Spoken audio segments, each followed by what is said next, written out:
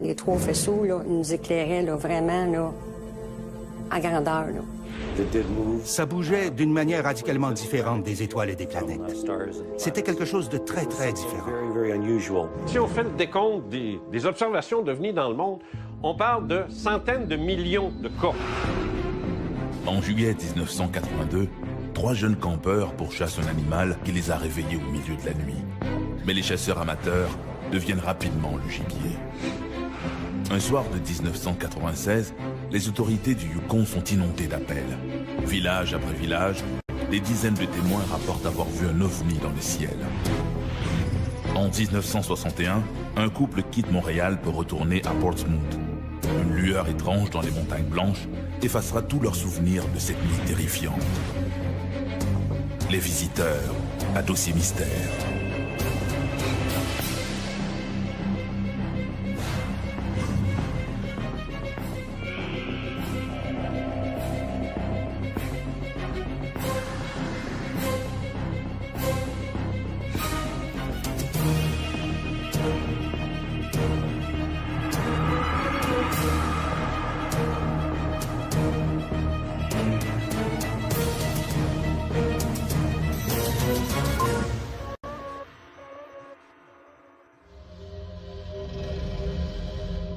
Sommes-nous seuls dans l'univers? Plusieurs regardent les étoiles en se demandant combien de mondes habités existe-t-il sur les planètes lointaines. Mais il arrive à l'occasion que ce qui attire notre regard vers le ciel, ce ne sont pas les étoiles, mais une étrange lumière qui se dirige vers nous. C'est précisément ce qui s'est passé pour une résidente de Sainte-Dorothée de Laval.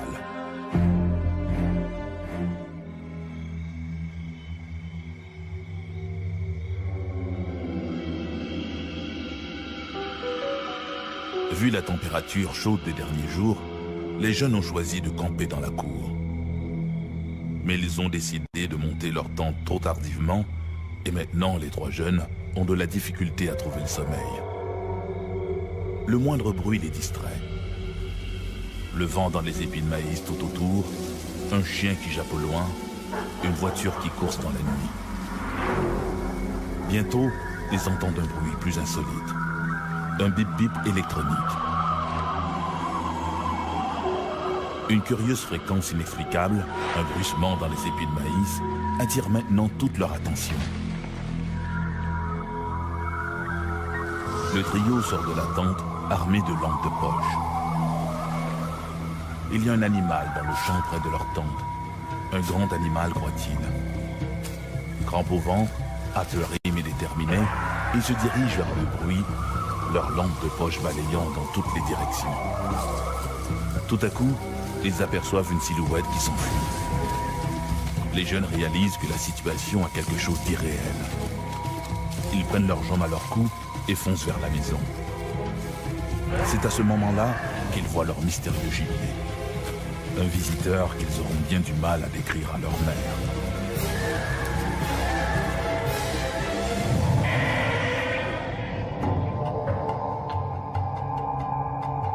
À partir des années 1950, les scientifiques, le public et les médias commencent à s'intéresser à la conquête de l'espace. Simultanément, les citoyens qui rapportent avoir vu des objets volants dans le ciel se multiplient. Les journalistes sont à l'affût de la moindre observation et les groupes d'enquête ufologiques poussent comme des champignons. Ça a été une époque fabuleuse. Pendant les années 50, les années 60 et même une bonne partie des années 70, c'était incroyable. D'abord, dans un premier temps, les témoins n'hésitaient pas à se nommer. Je m'appelle Jean Cazot, j'ai vu un ovni, il faut que je vous raconte ça. Les journalistes se précipitaient, on prenait des photos, on faisait des dessins, on mettait ça quasiment en première page des journaux. C'était fabuleux. Cet engouement pour les ovnis va à la longue attirer des auteurs aventuriers de tout acabit en mal de fortune et de célébrité. Les publications se succèdent. Lorsque est arrivé les années 70, il y a quelque chose qui s'est passé. D'abord, il y a eu, premièrement, des gens qui se sont mis à parler de nos frères de l'espace. Adamski, qui a voyagé, s'est rendu jusqu'à Vénus. Et là, il y a des gens qui ont dit, un instant, ça va un petit peu trop vite pour nous autres. On veut bien croire que des objets arrivent de l'espace et nous visitent, ramassent des branches ou ramassent de l'eau, puis ils s'en vont. Mais là, commencer à... Tu sais, comme Villas-Boas qui a fait l'amour avec une extraterrestre et ainsi de suite. La presse s'est emparée de ça. C'était du bonbon. Ça a tué le phénomène. Ça a donné une saveur au phénomène qui faisait que les gens, les indécis, comme on dit en politique, ont voté non. On dit non, terminé. Moi, je débarque de ça parce que là, ça devient... Et les témoins ont commencé à ne plus se nommer. Dès 1973-1974, les témoins disent donne pas mon nom. Mets pas mon nom, mais juste mes initiales. Dis pas où je reste, dis pas ce que je fais dans la vie. Et plus ça allait, pire c'était. À partir des années 1980, le phénomène des ovnis n'intéresse plus les médias et les témoins ont déserté. Pourtant, les observations, elles, demeurent constantes, mais ne sont plus rapportées dans les journaux. Les témoins se taisent de peur d'être ridiculisés. Et c'est pire dans les rares cas où l'on aurait vu les occupants de ces fameuses soucoupes volantes. Le Québec n'a pas été une terre aussi fertile, par exemple, que l'Amérique du Sud, ou même le sud des États-Unis, ou même certains endroits en Europe, en matière de RR3, c'est-à-dire rencontre rapprochée du troisième type, qui signifie que des occupants, des humanoïdes ou des créatures ont été observés, soit juste un peu avant, après ou pendant l'observation d'un ovni. Sainte-Dorothée-Laval en est un bon exemple. Le 22 juillet 1982, Denise Labre, l'épouse d'un ambulancier alors sur la route, revient chez elle au centre de répartition du service ambulancier de Sainte-Dorothée. Le 22 juillet, je revenais de cours à Saint-Jérôme. Je faisais des cours de soir. Et puis, en revenant, là, il fallait que je devais aller reconduire la gardienne à son domicile. Je voulais coucher ma fille avant. Là, les garçons étaient à la maison. Donc là, j'étais reconduire la gardienne, peut-être quoi, une demi-heure, 3/4 d'heure après. En l'absence de leur mère, les deux fils décident de monter une tente dans la cour. Après ça, quand je suis revenue, bien là, les garçons étaient à l'extérieur, puis là, ils voulaient absolument aller coucher dans la tente. Ils voulaient se monter une tente, puis aller se coucher dans la tente. C'est notre tente? On l'a quasiment fini. On l'a monté de ça. Puis là, quand les garçons décident de vouloir faire la tente, d'aller coucher dehors, bien là, il est minuit passé. Ces jeunes sont ses fils François et Michel et leur ami Stéphane Lebeau. Fait que le plus jeune était avec moi à l'extérieur, accoudé à un véhicule d'urgence. Puis les deux plus vieux étaient à monter la tente à l'extérieur. Donc, il était peut-être aux alentours de minuit. De fil en aiguille comme ça, le plus jeune, il me dit « Ah, il demande, il dit, regarde, il dit dans le ciel, il dit, il y a une grosse lumière. » Ah, je dis, c'est pas grave, ça. J'ai dit, c'est le corridor des avions, c'est ici, là. Regarde, c'est normal, là. Il y a des lumières. Il dit, non, non, non. Il dit, la lumière a grossi, puis elle s'en vient vers nous autres. Au fur et à mesure qu'il se rapproche, elle peut discerner des détails. Là, à un moment donné, non, c'était pas un avion, justement. C'était pas ça. Fait que, plus ça allait, plus c'était gros. Là, on est là, puis là, on regarde, puis là, j'essaie de crier aux deux autres qui sont dans la tente en train de faire les lits, préparés. Puis là, je crie, mais je crie pas. Ça sort pas. C'est le coup. Mais à un moment donné, eux, ils l'ont vu parce qu'ils ont vu la lumière que ça a fait au-dessus de la tente. Fait que là, ils ont sorti, puis là, ils ont regardé, puis ils ont fait « Waouh! » Là, c'était comme... Ils sont venus vers moi, là, puis là, on est resté là pas mal longtemps. C'est rendu au-dessus de nous que là, c'est ces trois faisceaux-là. Puis en dessous de la sphère, les trois faisceaux, là, nous éclairaient, là, vraiment, là, en grandeur, là. Fait que, là, le plus jeune, il avait peur, c'est sûr. Fait que j'ai dit, non, non, non, non, regarde, si on bouge pas, il n'y a pas de problème, regarde, on va juste regarder, puis on bougera pas, puis on va juste admirer. Ça faisait aucun bruit, rien du tout. Pas de bruit pour réveiller quelqu'un. À moins que tu sois dehors ou que tu sois debout, puis tu regardes par la fenêtre, puis là, tu vois. Fait qu'en fin de compte, là, à un moment donné, ça a commencé à plus bifurquer vers la droite. Puis là, quand ça a parti, ça a parti dans un ruisseau, puis ça s'est... ça a parti au-dessus, il y avait des logements, 3 logements sur le côté de droite. Ça a parti au-dessus des logements. Donc là, j'ai dit aux plus jeunes, j'ai dit, t'as trop peur, tu veux pas aller coucher dans la tente? Viens-t'en avec moi dans la maison. Donc là, le plus jeune, il dit, non, non, non, il dit, je vais être correct, je vais aller coucher dans la tente. J'ai dit, de toute façon, je vais laisser la porte débarrée. Parce que si vous avez besoin d'aller au petit coin ou vice-versa, ou si vous avez trop froid, vous voulez coucher dans vos lits, il n'y a pas de problème. Donc, ils ont dit, non, c'est correct, OK, on va aller coucher dans la tente.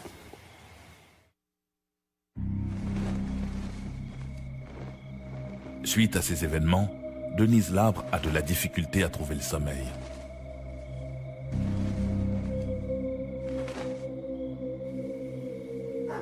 Étendus sur leur sac de couchage, les jeunes s'interrogent sur cet objet mystérieux.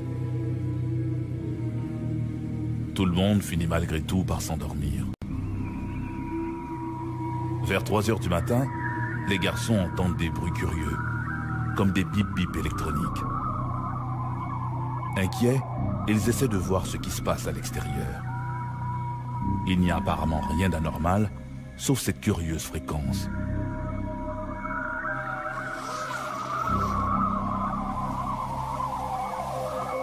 Ils s'aventurent dans le champ de maïs, et c'est là qu'ils croient apercevoir une ombre étrange qui les saisit.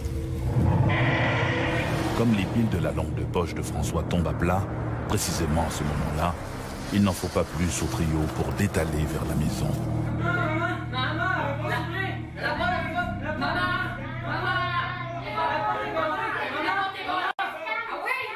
Quand ils sont rentrés, ils ont dit « Man, t'as pas débarré la porte, elle ne voulait pas s'ouvrir. » Donc là, j'ai dit sur l'effet de la panique, t'essayes d'ouvrir une porte, tu penses qu'elle est barrée, mais elle n'est pas. Là, ils sont arrivés, puis là, les 3 sont mis à se tordre de douleur. Là, j'ai dit, non, ça, c'est l'effet de panique. Mais là, les 3, la même chose, la même douleur. Durant toute la nuit, là, que j'ai réussi à les calmer, puis là, c'est là qu'ils m'ont conté qu'ils avaient vu quelque chose d'épeurant, avec des grands yeux oranges. Ils ont essayé de m'en faire la description, mais là, c'est la cacophonie, les 3, là. Ça veut tout expliquer en même temps, puis ça veut tout dire en même temps. Mais là, ils ont commencé à me donner la frousse, par exemple. C'est seulement que le lendemain qu'on a décidé de communiquer avec le corps policier. Chaque garçon a été interrogé, de toute façon, par eux autres, pour être sûr que c'est pas quelque chose qui sortait de leurs imaginations non plus. Hein. On a vu comme la laine être là. Les traces, regardez, les traces sont là. Les policiers sont allés dans le champ, ils ont été voir autour de la tente, ils ont descendu un bon chemin.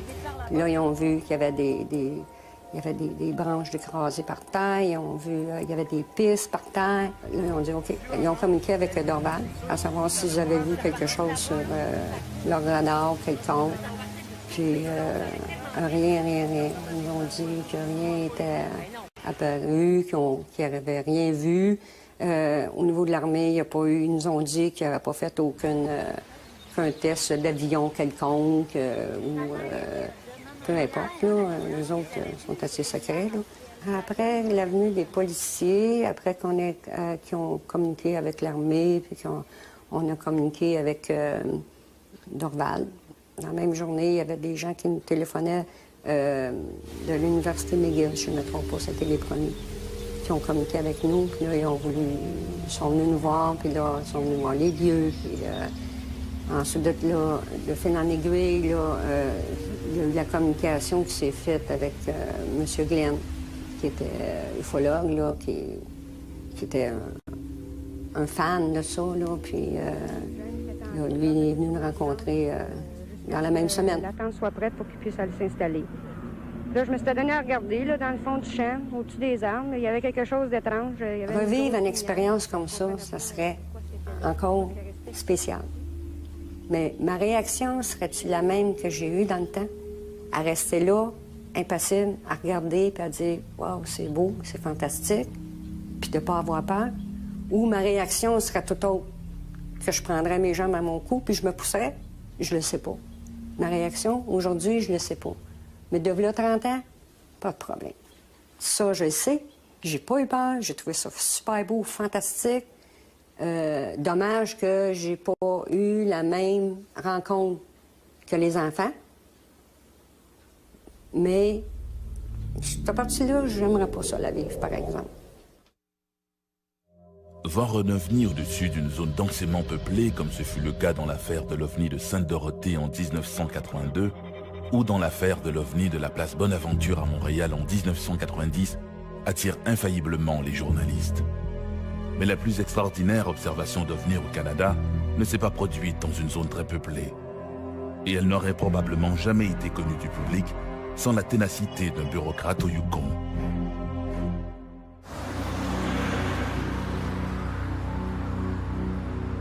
Un couple roule sur l'autoroute 2, l'autoroute du Klondike, juste à la sortie de Pelly Crossing. Soudain, ils remarquent toute une série de lumières blanches et oranges qui se déplacent en groupe. Au début, les témoins pensent à plusieurs avions volants en formation.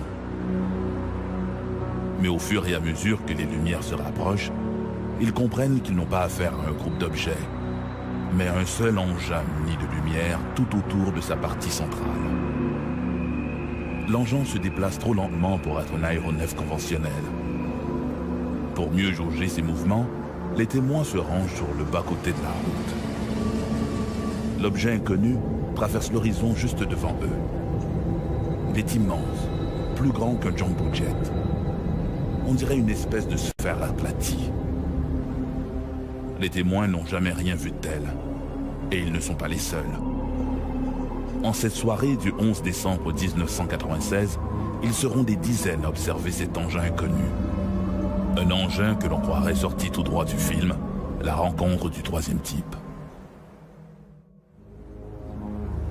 Le 11 décembre 1996, 4 personnes roulent en direction nord, près du village de Carmack, au Yukon.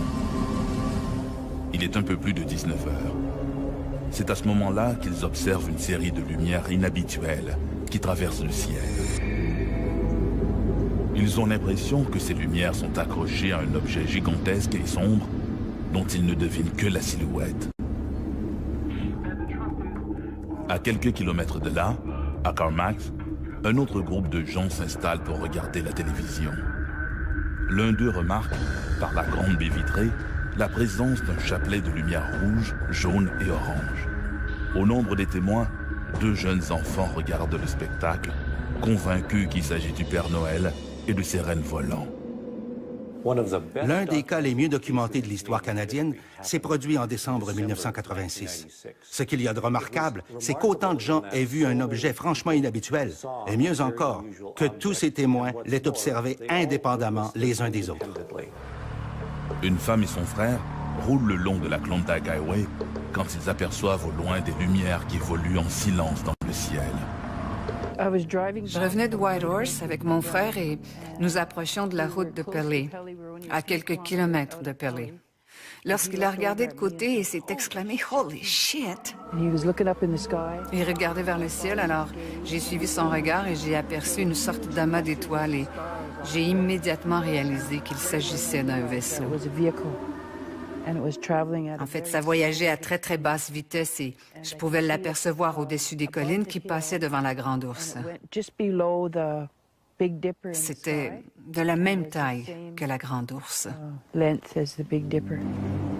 À peu près au même moment, un autre automobiliste s'arrête dans l'accotement afin de pouvoir mieux observer le phénomène lumineux auquel il assiste depuis déjà quelques minutes. L'objet, qui passe bientôt au-dessus de l'homme, ne présente qu'une structure lisse, sans renflement ni aspérité.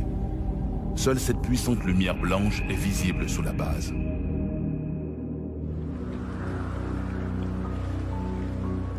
Au Yukon, le Braeburn Lodge est situé environ à mi-chemin entre Whitehorse et Carmack. Camionneurs et voyageurs s'y arrêtent pour casser la croûte, faire le plein et partager des anecdotes avec Steve Watson, le propriétaire de l'endroit. Ce dernier a entendu beaucoup d'histoires au fil des années, mais jamais rien de comparable au récit rapporté le soir du 11 décembre 1996. J'étais assis à la table et il commençait à se faire tard. Généralement, il y a des gens qui reviennent de Whitehorse. Ce type est entré, Dennis Newcomb, de CarMax. Dan est un bon ami et je le sens excité. Il commence à me parler de cet objet qu'il a aperçu à la hauteur de Little Fox Lake. Il me le décrit avec passablement de détails. Un peu plus tard, arrive une autre auto, et l'autre type est assez excité lui aussi. Il y avait d'autres gens avec lui et ils étaient vraiment excités. Il s'assoit, on commence à parler, et il se met à dessiner la même chose que Dan m'avait décrite. Pendant qu'il dessinait, un autre groupe de personnes est entré. Ils arrivaient de Paley. Et ils se sont mis à décrire la même chose que ce type était en train de dessiner. C'était franchement bizarre. Ils étaient très excités. Ils réalisaient qu'ils avaient tous aperçu la même chose. Et pendant que tous ces témoins échangent au sujet de leur observation, l'OVNI, lui, poursuit sa route vers le nord. Quand on prend connaissance de dossiers comme le Yukon, un dossier à multiples objets, à multiples témoins, les Américains appellent ça des UFO flaps, c'est-à-dire des arrivées massives d'OVNI pendant une certaine période de temps, puis à un moment donné, floup, ça disparaît. Et ça, il y en a des épisodes comme ça. Faut pas oublier là, que si on fait le décompte des observations d'OVNI dans le monde, on parle de centaines de millions de cas. À Pelly Crossing, un trappeur remarque une série de lumières blanches et jaunes qui survolent les collines proches. Quand je suis arrivé dans la clairière, j'ai remarqué du coin de l'œil une étrange lumière. Je me suis retourné et j'ai aperçu un faisceau vert. Je me suis dit, ah, un 747 arrive. Puis je l'ai regardé et ça bougeait très très lentement. Alors je me suis carrément tourné pour avoir une meilleure vue de la chose. Quand je me suis tourné, le faisceau de ma lampe de poche pointait dans cette direction. Et cet objet était à 1 ou 2 kilomètres de distance quand je l'ai aperçu la première fois. Aussitôt que le faisceau de ma lampe a pointé dans cette direction, l'objet est parti et s'est subitement déplacé d'environ 300 mètres, vraiment très très vite. Alors j'ai couvert ma lampe. Ensuite, je suis resté là à observer. Et je ne pouvais plus le regarder sans me tourner la tête. Au Yukon, plusieurs témoins ont rapporté avoir vu un OVNI ce soir du 11 décembre 1996. Toujours à Pelly Crossing, un jeune adolescent est aussi témoin d'observations étranges. En traversant le pont, il aperçoit des lumières brillantes qui se dirigent vers lui. Effrayé et s'étend par terre, comme pour échapper à une menace. Au moment où il lève les yeux, l'objet passe juste au-dessus de lui. Le jeune homme de 16 ans est terrifié.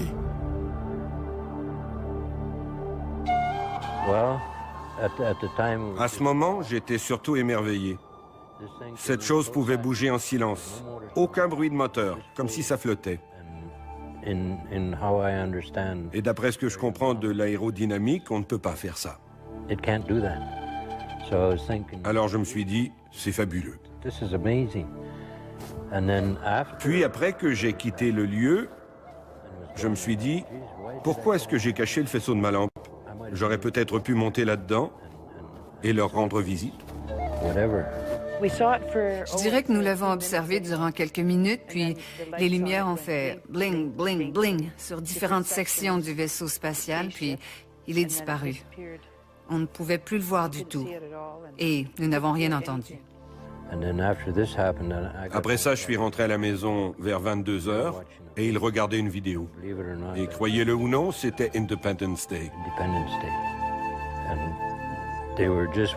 Ils en étaient à la scène où le vaisseau spatial s'ouvre pour lancer son rayon. Je suis rentré tout excité et je leur ai dit « Vous ne devinerez jamais ce que j'ai vu ». Et je leur ai raconté mon histoire. Tout le monde s'est mis à avoir peur. Durant une bonne semaine, les petits-enfants ont refusé de sortir. C'était une totale surprise, tant pour mon frère que pour moi. Alors, je lui ai demandé « Que penses-tu de ça ?» Et il m'a répondu « C'est peut-être nous, dans le futur, qui revenons pour nous voir. » Le plus intéressant dans cette affaire, c'est que ces gens ne se sont pas précipités pour rapporter leurs observations. En fait, il y a eu un excellent travail fait par l'ufologiste Martin Jezik. J'ai vécu au Yukon durant environ 8 ans. Et pendant que j'étais là-haut, j'ai enquêté sur les observations d'OVNI. C'était très bien. Ça m'a permis de rencontrer beaucoup de gens et d'étudier des cas très intéressants. Avec la minutie d'un détective, il va retrouver pas moins de 31 témoins. Selon lui, l'OVNI n'était pas un aéronef conventionnel, mais plus vraisemblablement un engin d'une technologie non humaine. Non conventionnel, qui bouge très rapidement, qui ne fait pas de bruit, qu'on ne peut expliquer autrement que par une technologie qui n'appartient pas à notre monde. Martin Jezik a été incapable d'arriver à quelque conclusion que ce soit concernant la nature de cet objet. On a vérifié auprès des autorités militaires canadiennes qui ont affirmé qu'il n'y avait rien dans cette zone à ce moment-là. Les observateurs ont tous affirmé qu'il ne pouvait s'agir ni d'un avion, ni d'une montgolfière. Ce n'était pas des étoiles ou des planètes non plus parce que ça bougeait d'une manière radicalement différente des étoiles et des planètes. C'était quelque chose de très, très, très différent. Nous ne savons pas si c'était une soucoupe volante en provenance de Mars ou de Vénus, mais c'était quelque chose de franchement inhabituel. Qui sait si c'est de fabrication humaine ou extraterrestre? Mais en bout de ligne, ils ont bien vu ce qu'ils ont vu. Cette région est réputée pour les observations de trucs inexplicables qui y sont faites. Alors qui sait? C'est peut-être une hallucination collective, mais j'en doute. L'hallucination collective, ça n'existe pas. C'est un mythe, c'est une invention. Pour qu'elle soit vraie, l'hallucination collective, n'en déplaise aux sceptiques, il faudrait qu'on prouve que la télépathie existe. Ce serait la seule façon de dire « j'ai vu quelque chose, je te l'ai transmis télépathiquement et je l'ai fait à la communauté qui était présente sur les lieux. Ils ont tous vu la même image que moi. On vient de prouver la télépathie le jour où on prouvera l'hallucination collective. » Ce sera déjà un bon bout de fait. Les autorités canadiennes n'ont jamais enquêté sur le cas, que ce soit par la GRC, les Northern Rangers ou qui que ce soit, à notre connaissance. Mais Martin Jezik a rédigé un rapport qu'il a remis à tous les membres de l'Assemblée législative du Yukon. Je l'ai expédié à tous ceux qui en faisaient la demande, à Louis Hardy, premier ministre à l'époque, au quartier général de la GRC à Whitehorse, au DND à Yellowknife, ainsi qu'à plusieurs communautés. Et essentiellement, ce que je demandais, c'était qu'il y ait un échange d'informations sur ce cas.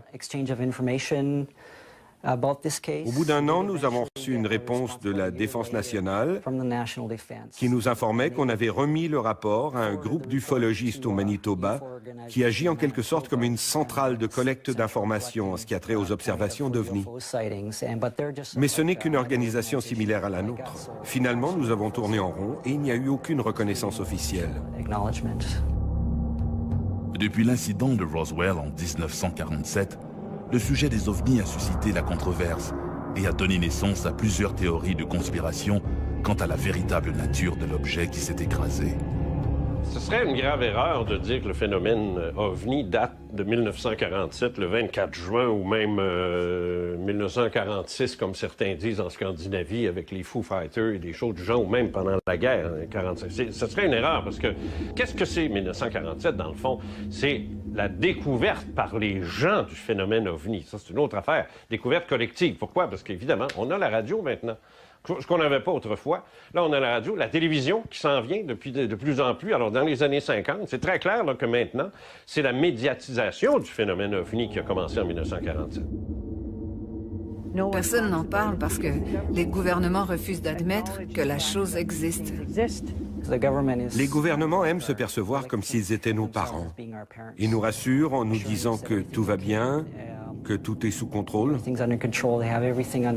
Admettre une telle histoire reviendrait à admettre que tout n'est pas sous contrôle. Le lendemain, je me suis rendue au bureau de poste et il y avait un agent de la GRC. Je lui ai dit, hier, j'ai vu ce gros ovni qui nous a survolé hier soir. Et il m'a répondu, c'était pas un ovni, c'était un météorite qui se fractionnait. Alors je lui ai répondu, eh bien, j'espère que tu ne te trompes pas parce que si tu as raison, sache qu'il y avait quelqu'un derrière le volant qui conduisait. Sommes-nous seuls dans l'univers? Était-ce un ovni que tous ces gens ont vu? Peut-on prouver l'existence de créatures extraterrestres?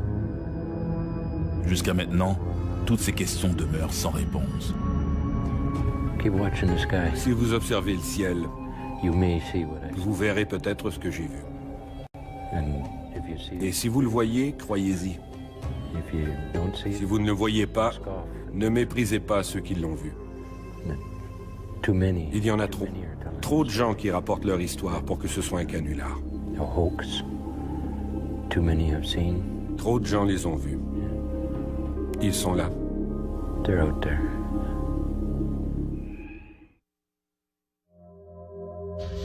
3 millions d'Américains croient avoir vécu une expérience insolite, suggérant qu'ils auraient peut-être été enlevés par des extraterrestres. Mais comment cette hystérie collective a-t-elle commencé? Pour le savoir, il faut retourner au premier chapitre, au premier enlèvement, l'affaire Betty et Barney Hill.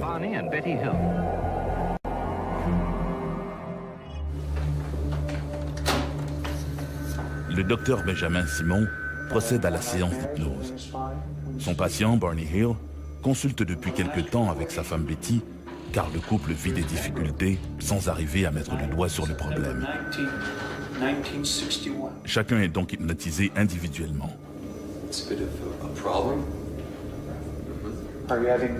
Pourtant, une fois sous hypnose, l'homme et la femme racontent le même événement terrifiant.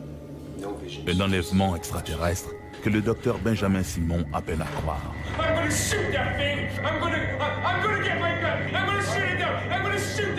Ces séances de transe hypnotique, imposées à Barney et Betty Hill, donneront naissance au premier cas d'enlèvement et bouleversera le monde de l'ufologie. L'affaire Betty et Barney Hill débute dans la soirée du 19 septembre 1961. On est en présence ici d'un couple interracial. Elle est blanche, lui est noir, ce qui est relativement rare au tout début des années 1960 quand on sait la ségrégation qui sévissait alors aux États-Unis. À la suite d'un séjour aux chutes du Niagara, Betty et Barney Hill quittent Montréal afin de regagner leur domicile de Portsmouth au New Hampshire. Le 19 septembre 1961, mon mari Barney et moi-même étions à Montréal. Nous avons écouté un bulletin météo qui annonçait qu'un ouragan remontait la côte Est et frapperait probablement notre ville de Portsmouth. Alors nous avons décidé de retourner à Portsmouth afin d'arriver avant l'ouragan. Barney Hill et sa femme Betty s'engagent donc sur la route nationale 3 qui mène au cœur du parc national des Montagnes Blanches. C'était après la saison touristique et nous savions que les montagnes seraient désertes, qu'il n'y aurait pas de service. Alors, nous avons passé la frontière et nous avons fait un arrêt à Colebrook pour faire le plein et manger un morceau. Ainsi, nous savions qu'il était environ 22 heures lorsque nous avons quitté Colebrook. Au moment de quitter le restaurant, Barney estime qu'il devrait arriver chez eux entre 3 heures et 4 heures du matin. Étant bien reposé, il se sent d'attaque pour faire le trajet sans arrêt jusqu'à destination.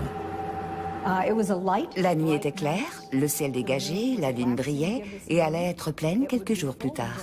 Nous conduisions à travers les montagnes lorsque j'ai aperçu une nouvelle étoile dans le ciel. Et pendant que je la regardais, elle devenait plus grosse et plus brillante. Et la première chose à laquelle j'ai pensé, c'était que c'était une comète sur le point de frapper la Terre. Alors nous avons arrêté l'auto afin de mieux regarder.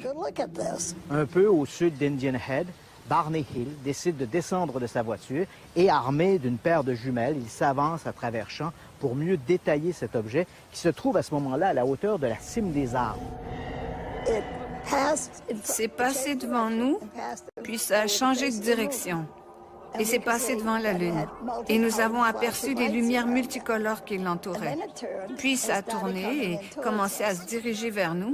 Alors nous avons repris la route vers le sud et nous avons roulé environ 30 000. Nous n'avions aucune idée où se trouvait cet engin. Il voit une espèce d'engin formé de 2 crêpes l'une sur l'autre avec des hublots carrés. Et au moment où il observe, il voit des ailes delta qui se déploient derrière l'objet. Derrière ces fenêtres carrées, il observe une sorte d'équipage, une dizaine de créatures dont l'une semble le regarder avec énormément d'intensité. J'ai baissé la vitre et j'ai agité la main en disant « Hi ». Et environ un demi-mille plus au sud, ils ont survolé l'autoroute et se sont arrêtés. Mon mari avait fait la Seconde Guerre mondiale, alors il est sorti pour identifier l'appareil.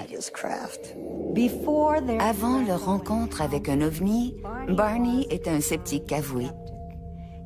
Il a dit que si quelqu'un lui avait dit que les ovnis existent, jamais il ne l'aurait cru. Betty, quant à elle, était un peu plus ouverte. Même si elle n'avait jamais lu un ouvrage sur le sujet, elle croyait qu'il était possible qu'ils existent. Il a pris les jumelles et s'est dirigé vers eux. En levant les yeux, il a aperçu un groupe d'hommes derrière une fenêtre qui le regardait. Consciemment, il s'est rappelé qu'ils portaient des uniformes noirs lustrés. Et toujours consciemment, il se souvenait qu'il y avait quelque chose à leurs propos qui n'était pas humain. Et à ce moment, une sorte de structure en forme de nageoire s'est ouverte de chaque côté de l'appareil, avec une lumière rouge au bout des nageoires, et l'appareil s'est mis à descendre. Barney a eu l'impression qu'ils allaient tenter de le capturer. Pris de panique, il retourne à la voiture et redémarre à toute vitesse. C'est à cet instant qu'ils entendent une série de bip bip bip, un son semblable à un signal électrique, décrira plus tard Betty. Le couple glisse alors dans un état de léthargie.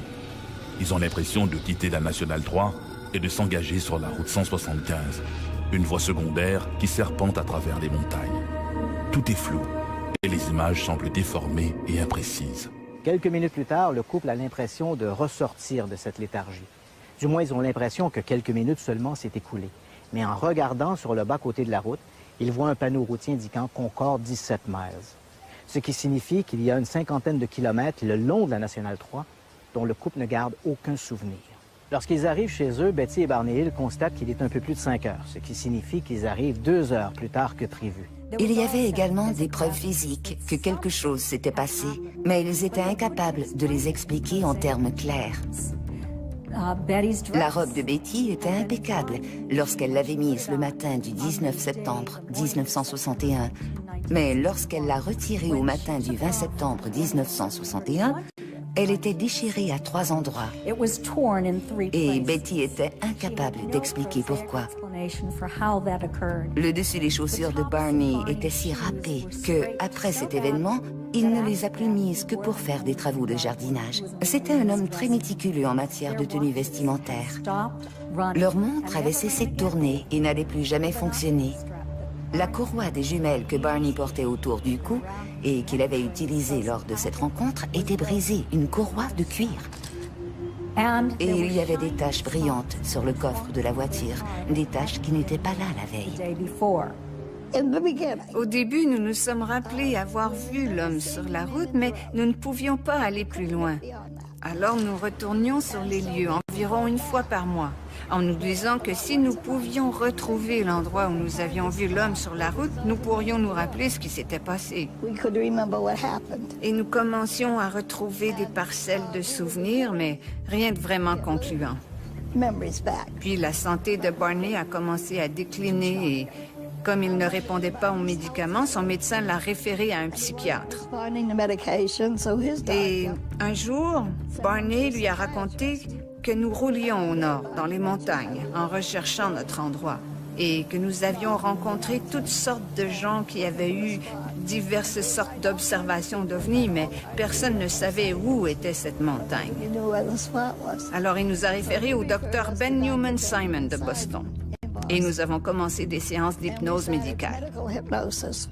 Quand l'affaire Betty Hill est sortie, en même temps, on a découvert, un peu trop tôt, je dirais, dans l'histoire de l'ufologie, on a découvert aussi la capacité, par l'hypnose, d'aller chercher des informations qui manquaient. Ben Simon a hypnotisé Betty et Barney Hill séparément. Et à la fin de chaque session, il leur imposait une forme d'amnésie. Pendant que l'un se faisait hypnotiser, l'autre attendait dans une chambre insonorisée où un air de musique classique jouait à tue-tête. De cette manière, il s'assurait qu'il ne pouvait y avoir aucune contamination de l'information entre les deux. I want to wake up. You're not going to wake up. You're in a deep sleep. You're comfortable, relaxed. This is not going to trouble you. This creature, this leader is telling me something. How? How's he getting it to you? I can see it in his face. Do you see his lips move? Yes. No, his lips aren't moving. He's looking at me. What did he tell you? Stay there and keep looking. Just stay there, he's saying to me. It's all right. pounding in my head. Just all right. Pull the binoculars away. God, give me strength. All right. Pull them down. Run! Pull his binoculars down and run! God! All right. Calm down. Calm down. En psychiatrie moderne, il est clair, entendu, que personne ne peut faire le même rêve. En même temps, en tout cas. Impossible. Betty et Barney Hill ont raconté sous hypnose exactement le même scénario, la même chose, le même endroit, le même personnage, les mêmes événements, les mêmes émotions. Et le transfert d'informations s'est fait sous hypnose et non pas à l'état d'éveil, et séparément. Alors, il est très clair, c'est un des plus beaux cas, c'est sûr, il est très clair qu'ils ont vraiment vécu quelque chose.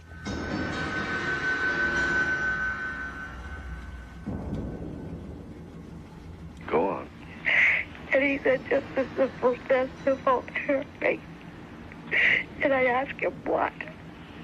And he said he just wants to put it in my navel. And it's just a simple test. I didn't hear that. To FBI. Did they make any sexual advances to you? Nous avons vu ce que nous avons pris pour le coucher de la Lune. Puis nous avons vu un groupe d'hommes sur la route qui nous barrait le chemin. Il a arrêté la voiture et le moteur s'est étouffé. Ils se sont approchés, nous ont fait sortir de la voiture et ont emprunté un sentier dans les bois.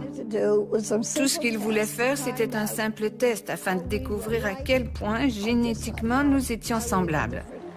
Sitôt ce test terminé, nous pourrions repartir vers l'auto.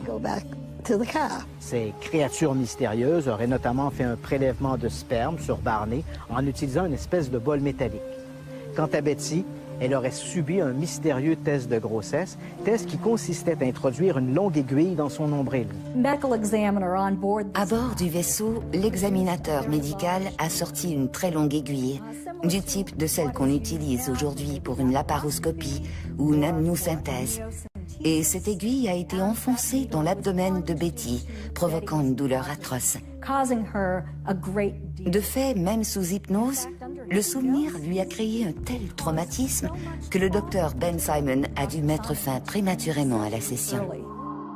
À l'homme, je lui ai dit, je sais que vous n'êtes pas de cette planète, d'où venez-vous? Et il m'a montré une carte des étoiles. Personne n'a réellement examiné cette carte des étoiles autant que cette femme brillante et extraordinaire, originaire de l'Ohio, Marjorie Fishted, qui l'a étudiée durant 4 ans. Elle avait prévu qu'elle aurait à jongler avec plusieurs hypothèses en étudiant la carte que Betty avait dessinée, suite à une suggestion post-hypnotique de la part du Dr Ben Simon. Comme je le disais, elle s'attendait à se retrouver face à plusieurs hypothèses, mais au bout du compte, il n'y en avait qu'une seule. Ensuite, ils ont amené Barney dehors, puis je me suis rendue à la voiture et nous avons regardé l'engin partir.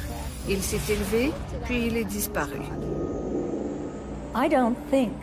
Lorsqu'on observe réellement les preuves, je ne crois pas qu'on puisse dire que Betty et Barney n'ont pas été enlevés. Il y a simplement trop de preuves qu'ils l'ont été. Il nous avait dit qu'il allait nous faire tout oublier. Je lui ai répondu, vous n'y arriverez pas avec moi. D'une manière ou d'une autre, je vais me rappeler. Et je l'ai fait. Mais si ça avait pu arriver dans les années 70, je pense que ça aurait grandement aidé l'ufologie. Là, ça s'est perdu. Parce qu'après Hills, on n'a plus entendu parler de rien. Chaque année, on enregistre des dizaines de récits d'observations d'OVNI impossibles à associer à un phénomène météo connu ou à un nouveau prototype militaire. Ces témoignages défient toute explication rationnelle. Pour ces témoins, la question est maintenant de savoir combien de mondes lointains ont déjà pris contact avec nous. Si nous avons déjà été visités, nous l'avons été par qui?